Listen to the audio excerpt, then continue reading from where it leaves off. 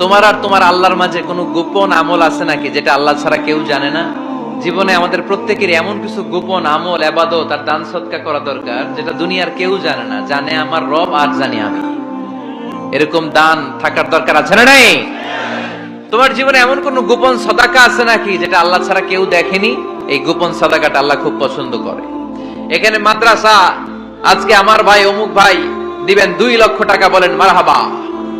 এটা উনি আল্লাহর জন্য দিতে পারে, মারহাবার জন্য দিতে পারে, ঠিক কিনা?